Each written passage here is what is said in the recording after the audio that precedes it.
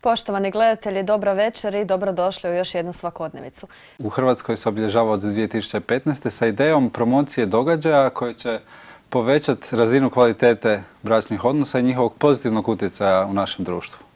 Kako je došla ideja za takvu manifestaciju, pomalo evo neobična? Da, pa inače se udruga Fokus se bavi razvojem civilnog društva, različitim programima i mi kad smo čuli za ovu ideju, jako nam se svidjelo zato što je vrlo otvorena i omogućava mnogima da se uključe kako bi pomogli bračnim parovima da steknu možda neka nova iskustva, da obogate svoj odnos i na taj način budu bolji uzor u svojoj okolini.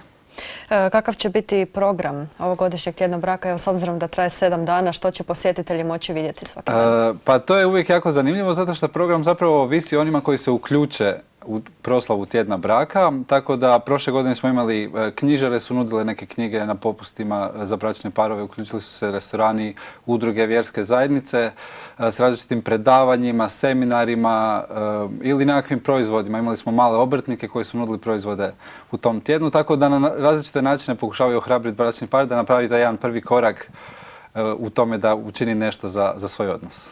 Vi dajete inače razne savjete za očuvanje braka, pa tako imate savjete i za kompanije i obrtnike. Kako oni mogu potaknuti parove? Tako je. Osim što se mogu uključiti promocijom nekog svog proizvoda koji bi bio zgodan bračnom paru, oni također mogu utjecati na svoje zaposlenike. Mi smo čuli, prošle godine je bila jedna financijska kuća ovdje u Zagrebu gdje je direktor uplatio večeru za sve one koji su u braku od njegovih zaposlenika i na taj način im je rekao da je njemu bitno kako je njima u životu na neki način, da ih je podrži u tom nečem što je njihovo privatno i da u isto vrijeme iskaže podršku tjednu braka. A što se tiče recimo crkve i zajednica, što oni mogu učiniti za Pa smanjenje vjerske zajednice razvoda? su se do sada uključivale ili seminarima o komunikaciji ili bi to bili nekakav obred obnove zavjeta u crkvama, tako da su to najčešće stvari koje su parovima možda edukacijske prirode, znači nekakvi seminari i radionice. Kada je ovo prvi put održano u Hrvatskoj? Koja je ovo sad godina za redom? Ovo nam je sad 3. godina, počeli smo 2015. kroz nekoliko gradova. Od 2016. se uključilo 16 hrvatskih gradova sa otprilike 50-ak događaja u toj godini i nadamo se ove godine da bi došli do 20 najvećih gradova. Od početka organiziranja, evo od 2015. do danas, kakvi su pomaci u statistikama? Da li je manja brojka razvoda možda ili... Pa jako zanimljivo, baš smo vidjeli da je Državni zavod za statistiku izdao da je u 2015. bio najveći pad broja razvoda u zadnjih 10 godina. Radi se o 8,5% u padu broja razvoda. Naravno, ne može tjedan braka uzeti zaslugu za tako nešto veliko, međutim, drago nam je vidjeti da dolazi do jednog pozitivnog pomaka u svakom slučaju. Koliko je čest razvod u Hrvata? Da li su to svaki 3., 5., 7. par? Pa tako je. U Hrvatskoj je to kao i u većini Europe, negdje radi se otprilike svaki 3. par. Mi smo evo sad pali sa nekih 33% na 30% u zadnje 2 godine, tako da nažalost još uvijek je to jedan dobar velik broj. Koje su neke prosječne godine za razvod u Hrvata? Nakon koliko pukne ljubav? Pa izgleda da je neki prosjek 13 do 14 godina kad većina brakova podlegne i nekako odluče se za razvod, ali evo nadamo se da će jedna ovakva pozitivna inicijativa biti pomak k onom jednom prvom koraku da možda do takvih stvari ne dođe. Koji su najčešće inače uzroci razvoda? Pa najčešći uzroci, ja mislim da nisu ono što ljudi najčešće misle.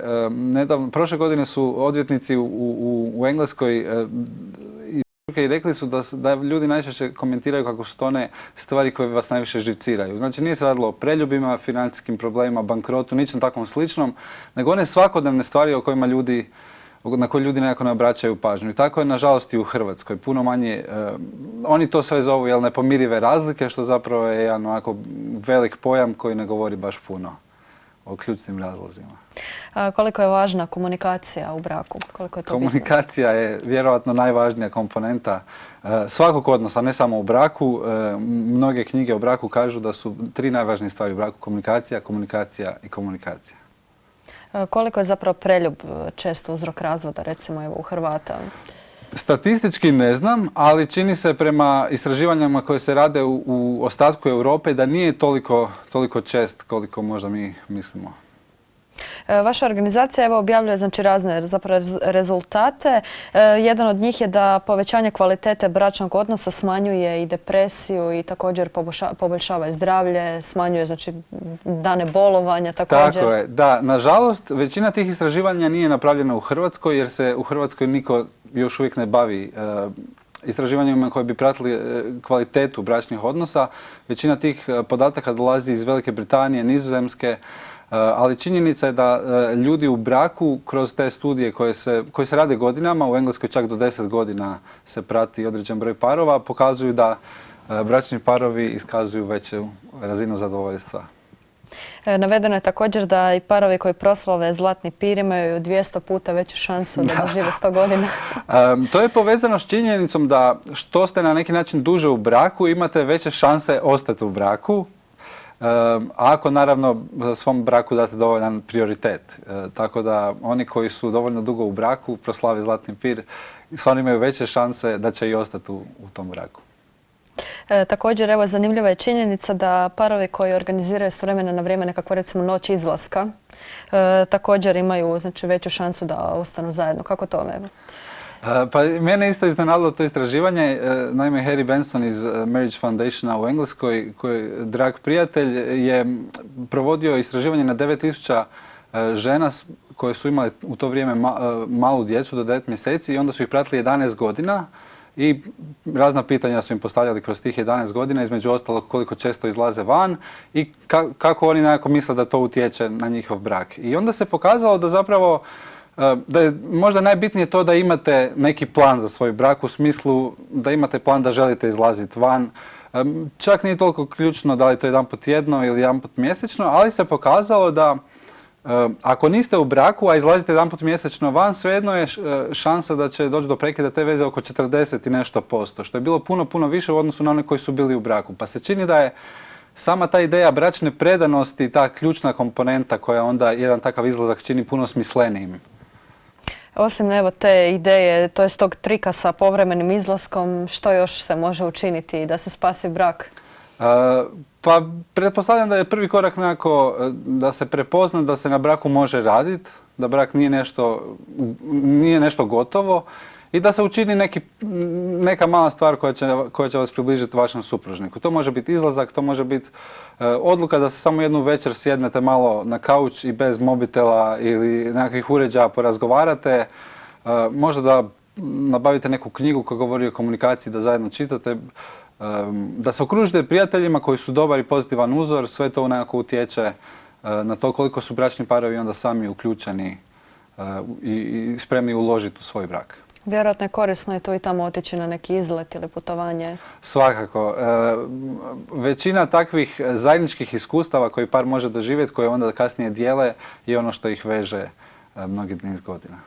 A koliko je skladan brak zapravo važan i za djecu i njihovo samopouzdanje u budućnosti? Naravno, kad razmišljamo o djeci, sve studije pokazuju da djeca iz skladnih, čvrstih brakova su puno samouvjerenija, manje su sklona opojnim sredstvima, lošem društvu. Jednostavno daje im se bolja, na neki način, startna pozicija za ono što ih očekuje u životu. I zbog toga smo mi uvjereni da uistinu čvrsti brakovi čine zdrave obitelji i da je to ono što je ključno za Hrvatsku. Naveli smo na početku da se u Hrvatskoj u 16 gradova će se održavati tjedan braka, pa evo, koji su to gradovi? Prošle godine ih je bilo 16, za sad smo negdje na 7-8 gradova ove godine. Znači imali smo Zagreb, Rijeku, Osijek, Split, Dubrovnik, Zadar, Karlovac. Sad evo iščekujemo da nam se neko iz Varaždina javi i onda gradovi u Slavoniji. Tako da nekako želja nam je vidjeti da se inicijativa tjedna braka proteže kroz cijelu Hrvatsku i uistinu na svim razinama društva. Znači bilo da se radi o obrtnicima, vjerskim zajednicama, kompanijama, neprofitnim udrugama, vladinim agencijama. Želimo vidjeti taj jedan pozitivan pomak kroz sadržaj koji može obogatiti bračne parove. A kako se može uključiti recimo razne udruge ili organizacije i sudjelovati na tjednu braka? Na koji način? Sve vezano za tjedan braka nalazi se na web stranici tjedna braka, tjedanbraka.org. Tamo se mogu naći neke konkretne ideje kako pojedinci mogu provesti taj tjedan ili kako se mogu uključiti, kao što ste sami rekli, kao kompanije, ideje za vjerske zajednice, obrtnike, kulturna društva i sl. Nakon što smisle neki događaj ili neku svoju ponudu, trebaju prijaviti na toj istoj stranici kako bi mi onda mogli ažurirati kartu i jednostavno onda širiti informacije kroz društvene mreže kako bi ljudi onda mogli vidjeti što se događa u njihovom gradu, kakva je ponuda, gdje možda mogu otići navečer van. Evo sad sve se više uključuju restorani sa posebnim ponudama u tom tjednu, tako da onda možda mogu izabrati nešto, neku lokaciju gdje mogu izaći u svom gradu. I mi se nadamo da ćemo kroz ovaj tjedan, dok ne počne tjedan braka, imati više od prošlogodišnjih 16 gradova. Kakav je odaziv? Inače, da li znaju ljudi za tu ideju tjedna braka? Kolika je posjećenost recimo bila? Pa malo po malo nekako to raste. Još uvijek je veliki izazov razumjeti nekako prirodu inicijative, da to nije na neki način nešto što mi organiziramo, to nije jedan veliki skup u Zagrebu, nego mi zapravo samo potičemo pojedince da se uključe i da je na njima dajemo im slobodnu volju i kreativnost da sami nešto naprave. Prošle godine smo otprilike dobili neku brojku od 2000 sudionika na tih 50-ak događaja, tako da vjerujemo evo da će ove godine uz pomoć medijske pratnje toga cijelog događaja biti još veći odaziv. Što se tiče evo malo ovih brojki, recimo i navika Hrvata, koliko odskačemo recimo od ostatka Europe ili možda regije po broju razvoda i brakova? Pa po broju razvoda i brakova ne odskačemo puno. Nažalost, taj prosjek se nekako ustalio, kao što smo rekli, na nekih 30%. Hrvatska je naime imala dosta dugo, to jest do 2013. je imala velik pad u broju sklopljenih brakova i tad je opet sad se počelo nekako to podizat. Međutim, zadnjih 10 godina je imala stalan rast razvoda.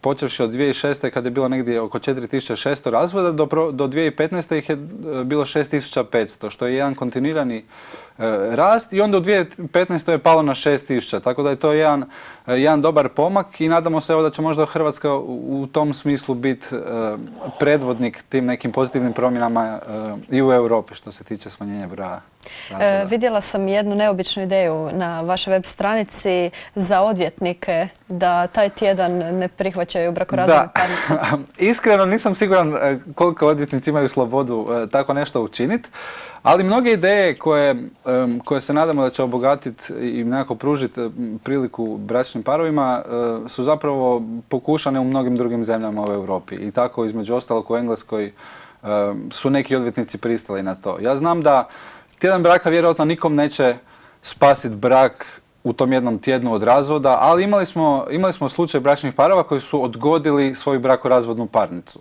I to je možda bio prvi korak za njih. Nekako da kažu, dobro, ajmo si dati još možda 3 mjeseca, ajmo možda na neko savjetovanje, probajmo razgovarati i mi se zapravo tome nadamo. Mi se nadamo to jednom prvom sljedećem koraku koji bračni par može imati. Ali ne želimo samo razmišljati o tjednom braka iz perspektive razvoda, nego uistinu iz perspektive toga da svaki bračni odnos može biti bolji. I zato zapravo pričamo o povećanju razine kvalitete bračnog odnosa. Da i oni koji su u dobrom braku i koji kažu pa nama je super, mislim nećemo se rastati, da razmišljaju kako naš brak može biti bolji. To sam vas baš htjela pitati, evo kakvi su komentari parova koji su sudjelovali na tjednu braka? Do sad smo čuli stvarno različite priče i jako nam je zanimljivo vidjeti da su parovi onako srdačno dočekali ovu inicijativu. Mnogi možda saznaju onako dosta kasnije pa se pitaju jel se mogu još uvijek uključiti, ali zapravo ovo je samo jedan simboličan vikend, to jest tjedan kojim želimo reći ovo možda može biti nešto što možete činiti na jednoj redovnijoj razini. Možda jedanput mjesečno možete napraviti nešto za sebe i sad mi želimo iskoristiti baš ovaj tjedan braka koji se odvija po cijeloj zemlji. Kakva je praksa u drugim zemljama gdje se održava tjedan braka? Recimo evo u Irskoj je i sama predsjednica podržala manifestaciju. U mnogim europskim zemljama su visoki dužnosnici, prve dame podržale ili su pokrovitelji. Mi se nadamo da će se isto dogoditi i kod nas u Hrvatskoj. Do sad nismo imali sreće sa uredom predsjednice, ali se nadamo da će se prepoznat ta jedna kvaliteta ovakve jedne pozitivne, preventivne zapravo inicijative. Mi sad pričamo o tome kako ljudima na neki način pružiti nadu da bi ova godina njihovog braka možda mogla biti bolja nego što je bila i nadamo se da će se to onda prepoznat i na višim instancama. Evo, možete li za kraj, možda za one koji su se tek sada uključile, još jednom navesti, znači na koje se sve načine ukratko može raditi na očuvanju braka? Što se tiče samog tjedna braka, možete izabrati jednu večer za nekakav izlazak. Ako ste malo kreativni, želite utjecati na svoje neko krug prijatelja, možda možete pozvati nekoliko bračnih parova kod vas doma i uz nekakve grickalice razgovarati o izazovima s kojima se susrećete.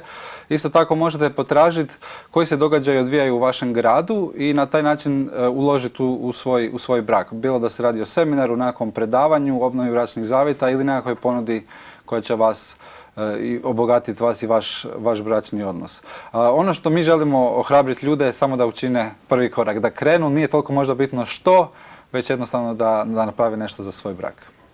Evo, možete li još za kraj pozvati gledatelja od kad do kad traje tjedan braka i gdje mogu saznati sve informacije o događaju? Tjedan braka se odvija od 7. do 14. veljače u svim gradovima Republike Hrvatske, a sve informacije mogu naći na web stranici tjedanbraka.org. Evo, hvala vam lijepo na gostovanju, želim vam svu sreću i velik odaziv. Hvala vama na pozivu. Poštovani gledatelji, idemo sada ponovno na kratke reklame i vraćamo se uskoro.